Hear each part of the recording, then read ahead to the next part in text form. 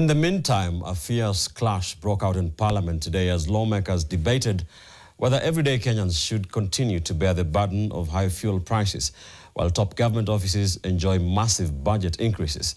Kiharu MP Ndindi Nyoro took on Budget and Appropriations Committee members, demanding budget cuts to some government offices, including the State House, travel and government operations to offset fuel costs.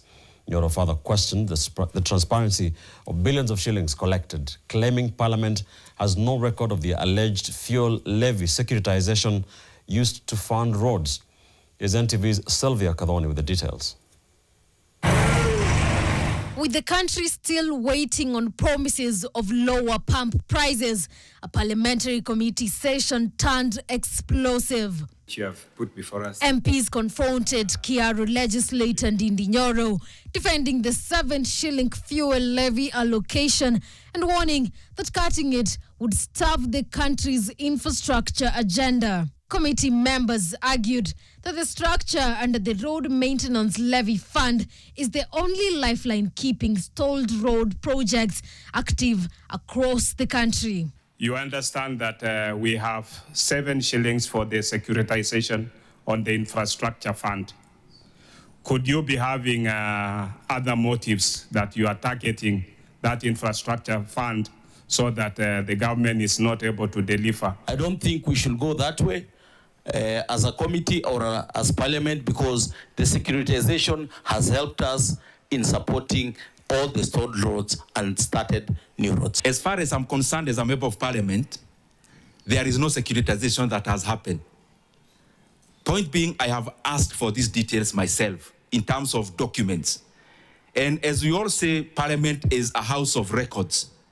I have done that as a member of parliament to seek for the details of securitization. I would actually request, if this committee has any document on securitization, they actually share with Kenyans. Why is there no documentation on securitization is a deeply concerning issue. But this is where the environment tensed up. This crisis was there immediately after the election. And you are privileged to have been the chairman of this very important committee.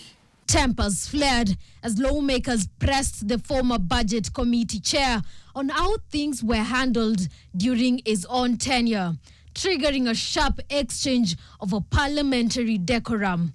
Honorable Chikati, you are part of this committee. It's not my responsibility to remind you of what we did.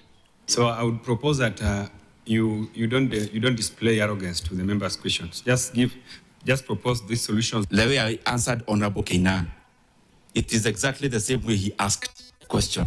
For Nyoro, the solution to the fuel crisis isn't about protecting OPEC levies. It is about an absolute trade-off in government spending. He argues that instead of squeezing citizens, the state must look inward, pointing out massive spending hikes in top executive offices. There are offices that are getting inordinately higher budget than previously. Our leaders, the top offices, namely State House, has to also lead the way. The last one, where we can get flesh, fat without even cutting the flesh, leave around the bone.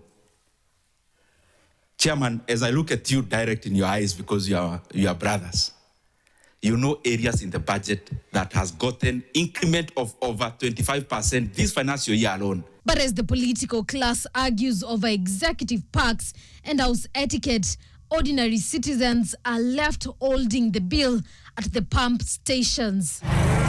Sylvia Kadhoni, NTV.